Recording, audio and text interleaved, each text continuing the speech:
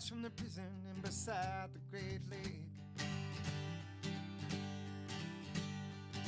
Below the rooftops and above the highway, the spirits pay rent on the basements they haunt, and the painters just draw pictures of the things that they want. I cook my dinner on the blacktop street. I come from the nation. But I haven't said hi to them yet. Yeah, 3 hours of sleep. Outside the train station, there's a bold painted sign. It says, try to be patient, don't forget to choose sides. We got the loudest explosions you ever heard. We got $2 soldiers and $10 words. Good morning. How's everyone doing? Welcome to the morning show. It's Joe Pug playing. Sorry for the late start. I lost sleep last night. Kind of a crazy night altogether. It was a crazy night already, and then you throw the Joe Kelly video that I did at 1 a.m. on top of it. Sleep. Little 5-hour water combo to get my day going. Little Joe Pug singing about the nation. Joe Pug's got a podcast that I liked for a really long time, if you're into music and hearing about artists write songs and stuff like that. So it's called like The Songwriter. Working Songwriter. Morning, everyone. Welcome to the morning show. If this is your first time tuning in and you think it's a sports show, I apologize, but you'll be excited about what Jake's doing on the main channel soon for Wake and Jake. We do some baseball talk. We also do some American geography. Boring. We do American history. So boring. And check this out. At the end, we talk about books and mostly poems. And that's not a joke. So welcome to the morning show. I appreciate you hanging in. Morning, good morning, good morning, good morning, good morning. Good morning to Steve B. Good morning to Norm Shaver. Good morning to Kyle. Good morning to Sarge. Good morning to Scott. Good morning to Steve. Good morning to Jill, Olivia. We got some people in Periscope. Every part of the internet worked today. Tim, Melville. You're in Taiwan, Tim? Hell yeah. Morning to Zach, Nugs. We got people on Facebook too. Everything worked today, which is crazy. Chris Condor and Wildwood. Brian Michael Paul in Anglesey. Cool. Not Mr. Moon. How you doing? Oh, it reminds me, not Mr. Moon. I should change my hat to the nice new one. I don't want to ruin it, so I'm just wearing it for shows and then putting on the old one for the other ones. Woo! How's everyone doing? Today on John Boy Media, we got Talking Giants. If you're a Giants fan, football, the New York Football Giants, they're running through player profiles and projections, getting excited for the season. JJR coming up at 10 o'clock today. That's been a lot of fun. Sports, weird news, some banter. I saw a couple do some lewd stuff in a car last night, sitting outside of the vet. So I'll probably tell Jake about that. Talking baseball. We did our episode with Trev. We talked all about Fulte getting DFA'd. We talked all about the Marlins situation. And we talked all about extra innings and the new rule and if we like it and all that. And Talking Yanks is Sharp Stats with Katie Sharp, the queen of stats. If you want to get educated and get smart, go hang out in Sharp Stats. It's basically baseball math class. No, that's a boring way to put it. It's awesome. Like, it's really good insight. Katie does a fantastic job taking what you're seeing and letting you know why you're seeing it. So there you go. All right, moving on. Joe Pug today. I like him. He was singing.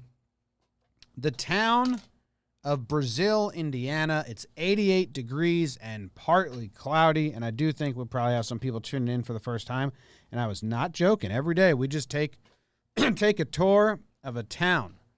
The YouTube chat has called themselves the Morning Taurus, mostly because I wear this hat that Not Mr. Moon sent me, but also, hey, it works because we do go through a town every day. I like hearing about small towns in America and what they offer and what their natural resource is and what they're all about. And today we're talking about Brazil, Indiana, which has a pretty basic town shape. Sometimes we've seen shapes of towns that are weird as hell. Where in Indiana is it? It's west of Indianapolis. There's a town in Indiana called Kokomo. I did not know that. It's pretty funny. Pretty close to the border. It was named after, and you guys will never fucking believe this, it was named after the country Brazil. In the 1840s, the owners of the farm, which would later originate the city of Brazil, decided to name their farm after the country of Brazil, because that country was often subject of the news at the time. What was Brazil doing in the 1840s? They were in the news in Indiana all the time. Brazil, 1840s. The Second Empire, 1840 to 1889. What were they doing? Pedro II of Brazil, he was in charge. Events, okay? Wikipedia has 2 events. Last remaining group of rebels and the Ragamuffin War. So I guess they were making news in Indiana at the time. They're like, let's name our town after that country. That's always in the news. Probably had a fun ring to it. Then I read this. The country of Brazil was so honored. They're like, hey, you named your town after us, that they sent them a replica of a statue, and I've never seen this statue before. So we're going to check it out together and see if we think it's good or lame. Is that even a statue? Just looks like a design on a wall. What constitutes a statue and what doesn't? This just looks like a design on a wall. So I'm going lame. Here's some perspective. Okay, so just built a wall and put some decor on it. Not cool, officially. Unless there's some real important meaning to it and you're very offended that I'm saying it's not cool, then I apologize, but that's pretty boring. There's a place in this town called Harm Run. The hell is Harm Run? Can you guys, I don't even know what you're seeing on your screen. Harm Run. Harm Run. Harm Run. What does that mean? What does it mean when something's in blue on the map? Is it a place? Is it just the name of these people's house? Harm Run? There's just a random, like they're all street names. We got East Darley Street, Railroad Street, South Lambert Street, and then right in the middle, there's just Harm Run. The fuck's that mean? Is it a dog park? Why would they name a dog park Harm? Is it a trail? Railroad Street? I think it's just these people's lawn. All right, well, we found out that, how'd they get that on the map so big? It's just some people's backyard and they call it Harm Run? Seems like a sketchy place. I don't understand how it got a spot on the map. Looks like it's just a tree in someone's backyard. Anyway, that's Harm Run in the town of Brazil, Indiana. And in 2010, check this out, Brazil gained national attention because they sponsored their fire hydrants. Brazil, Indiana, fire hydrant. Buffalo Wild Wings sponsored their fire. No, Kentucky Fried Chicken. Kentucky Fried Chicken. They sponsored the fire hydrants. That's bizarre, huh? Are you allowed to do that? KFC moves from potholes to fire hydrants. Don't run on this page. Okay. Show me a picture. How crazy is it people don't include pictures and things? Like, obviously, if you're sponsoring a fire hydrant, we want to see the picture. Okay. What? This is real? They did their they did their fiery chicken bucket. They sponsored the fire hydrant. Their fiery chicken bucket sponsored the fire hydrants in town. New fiery wings. And all the fire hydrants in Brazil got sponsored. And, like, there's pictures of, like, the KFC dude there. First, they sponsored potholes. That's interesting. How much do you think they paid for that? Do you think the firemen hated it or loved it? They're like, finally, they've made these things attractive. They've been so boring for so long. Insider tip on on Harlem. Every fire hydrant is currently a Harlem water park right now. In the Bronx too. There's one right by the office, just nonstop. It's kind of crazy to think there's that much water with that much pressure that it can just go for weeks on end. Sponsored a fire hydrant harm run. What's going on here? The other thing is that Orville Redenbacher is from Brazil, Indiana. So that's interesting. Dude, I was reading about Orville Redenbacher. Is that how you say his name? That's the rabbit hole I went down today.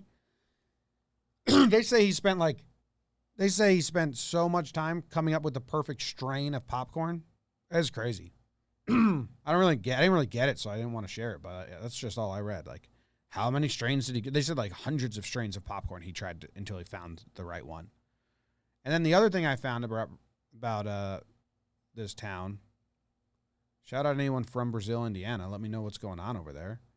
You guys, what are you going to sponsor next? Sponsor the actual fire truck. There's this footage of this town. It's got to be in the late 1940s, after the war, but before 1948. Someone in the comments figured it out.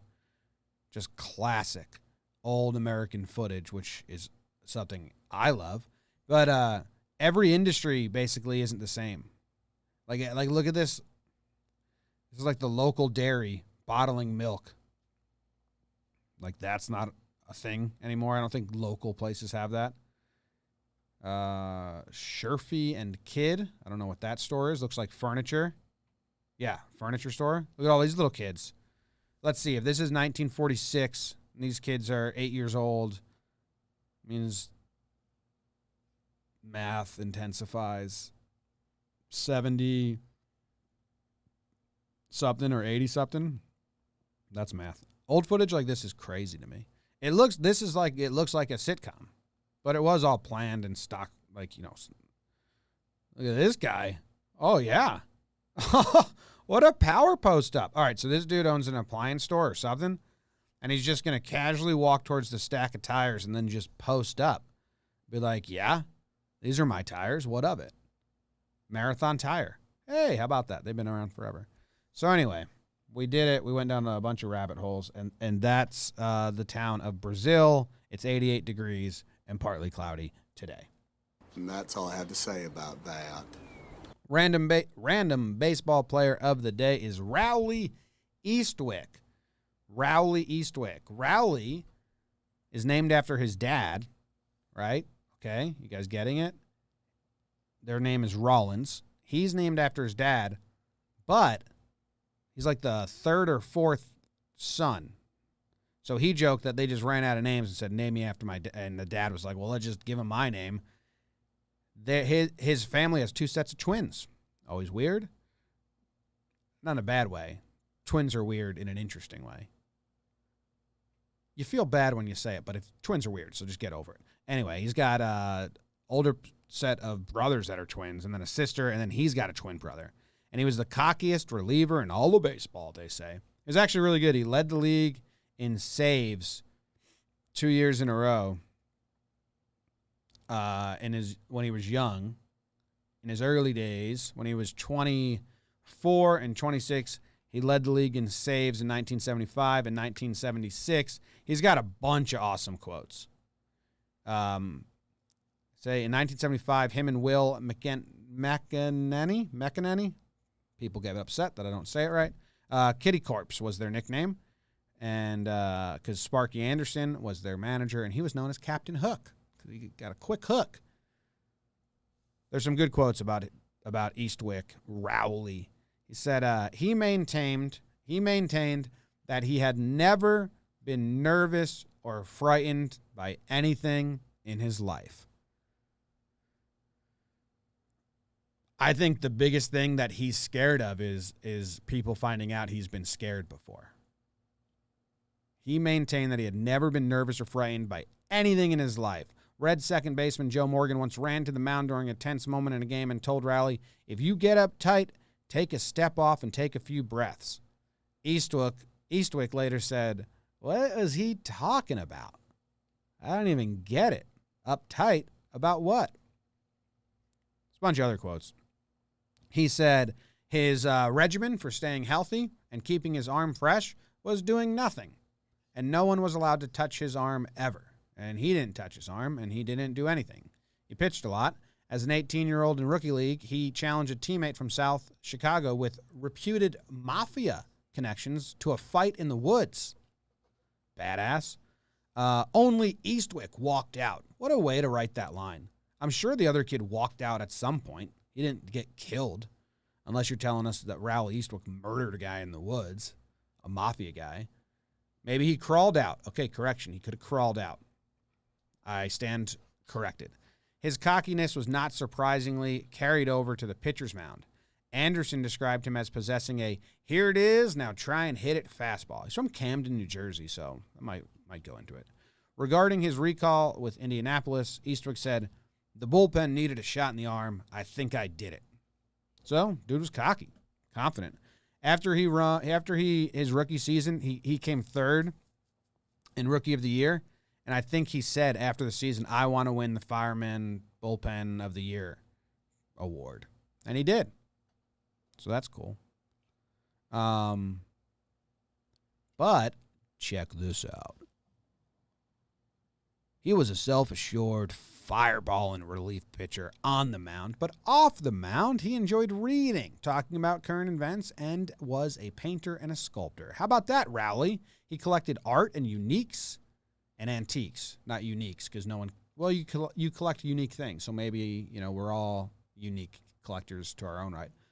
Painter since he was a boy, a big leaguer. He continued to work with pastels and watercolors. Let's see if we can find some Rawly paintings. Rawly Eastwick paintings. No, none come up, which is a bummer. Just a bunch of pictures of him. He signed a big deal to go to the Yankees, even though they signed Goose Gossage and they had Sparky Lyle. He signed a big deal with the Yankees. Steinbrenner loved him, which they say made Billy Martin dislike him, and he was pretty bad with the Yankees and got traded away, and then he was never really the same again. But he did win the Fireman of the Year award, as you can see here. And after season prior, he said, "Next year I want to win the Fireman of the Year award." And he won it. So we're all happy for him. Wonder if there's any video. Rawly Eastwick.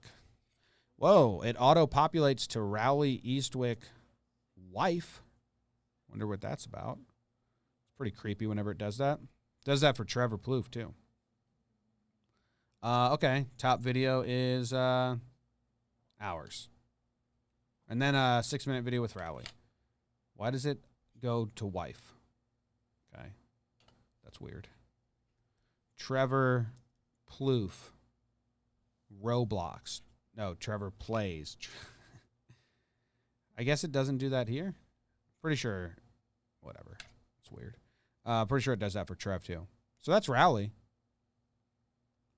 Let's see. Where's his Rawly Eastwick baseball. I had to look. Oh, okay, great. This is a great update from Periscope. Indiana Pete #1, talking about Indiana, so he's probably very interested. He checked, and Harm Run is a stream. Okay, it's a huge update because, everyone was a little off kilter. What's that? How'd they get their backyard on the map? Still seems a little big for a stream. Rawly pitched in the postseason good amount of times, actually. 1995, he had some outings in the postseason, all the way through the World Series, but they lost. And then the NLCS in 76 and the NLCS in 78 after the Yankees traded him to the Phillies. He Well, he blew the save of. No. He won in 75, and they said he was about to get MVP of the World Series, but he blew the save in Game 6, and then they had to win it in Game 7, so he didn't get MVP. That's what I read. Bam. How about that? Memory. Oh, I look tired. Oh, I'm so tired. I think that's all I got on him. And that's all I have to say about that. Jill's talking about spicy tomato juice, so that caught my eye. I don't know what we're saying about that. I'd just like to say I called Harm Run as probably a creek basically instantly, so kudos to me. Okay, Rob in the YouTube chat gets a lot of credit for knowing that Harm Run was a creek right away, and if anyone tries to steal that from him, we'll all come at you. Rob needed the win today, so just let him have it. Josh, don't forget the intro. Osborne says, books. Yeah, and I'm running late, and Jake's all set up. But I have the Bukowski book here with me, too. And I'm not going to read the whole thing, but I'll just – it's a good poem. You should read it. It's a good one. It's very famous. A lot of people have tattoos. I've read a lot of people, read – there's a lot of – I've read on forums and stuff because I'm a loser like that. A lot of people read this and then women read it, or you got to peek into the male psyche a little bit. Because it's all about how Bukowski's saying he acts rough and tough and like a beer-drinking, whiskey-drinking, manly man and smokes cigarettes on the outside. And then he keeps coming back to, but there's a bluebird in my heart that wants to get out, but I'm too clever. I only let him out at night sometimes. There's a bluebird in my heart that wants to get out, but I'm too tough for him. I stay in there. I'm not going to let anyone see. So it's kind of about this false sense of manliness our society has put on men to not have feelings and to think that like having feelings is terrible or soft or makes you lesser than a man. And Bukowski's like, like, I got feelings deep inside. I cry at night, but I'm never going to let those out. I'm not a chump. There's a bluebird in my heart that wants to get out, but I pour whiskey on him and inhale cigarette smoke. And the whores and the bartenders and the grocery clerks never know that he's in there. It's about hiding the sensitive and caring side of the male because he thinks that, you can't do that in public, which is so dumb. That's how our society exists. But it is. There's a lot of guys out there that think there's a lot of kids, high school kids and young males that think it's like soft to care about things, which is ridiculous. And that's that. All right, I know I started late, but I went to sleep at like 2:45, got up at 7, and then we were late to leave. Late for everything. But that breakdown was worth it last night, huh? Definitely worth staying up to do that. I think we woke up and it's at 800,000 views, which is something that DraftKings will be pretty happy about. So that's cool. Maybe they re-up. Bam. Uncle Toff in Periscope says, big-time crier, okay to feel feelings. Oh, yeah. A good cry? You need it every now and then. You need it. Josh, don't forget the intro. Osborne says, Jimmy, what's your favorite beer? I don't really drink beer that much. I think on the main channel, you can go back and watch, when I just did stuff without any audience, but I just always made videos and posted, I did like a whole IPA tournament. I drank, I think, 80 different IPAs and did then there's there was 16 groups of 5 IPAs, and I ranked them all, and then each group, one IPA advanced, and then they went into a March Madness elimination blind taste test where I take a sip of one, take a sip of the other, and Union Jack IPA won. And as soon as I finished that IPA thing, I stopped drinking beer, and I didn't drink beer for a full year after that. And in the first 2 months of not drinking IPAs anymore, I lost 30 pounds, and I didn't change anything else about me. It's also the heaviest I've been, fucking drinking 2 IPAs every single night after work. But I do like IPAs. Now, because I don't like being full, I really like those light IPAs like that Rec League, whatever that is. 'Cause I like the flavor, but I don't want to be full. But I really don't drink beer at all. I don't. Hangovers kill me. So, like, if you were to ask me to come out and go drinking, I'd be like, oh, that sounds like a wasted morning / afternoon. So I don't really drink anymore. I just do gummies. Cool. All right, guys, I got to get going. Jake's waiting. I see the chat over there, and I'm pushing him back too far already. I'll see you tomorrow. Hopefully I'm on time, and we can do a little Q&A and have a little more of a casual talk. That ends it for today. We got JJR coming up today. We got Talking Baseball pregame show, Talking Yanks pregame show, and then the Yankees game tonight. So it's going to be a big night. It's going to be fun. Love you guys. See ya. And the painters just draw pictures of the things that they want. I cook my dinner on the blacktop.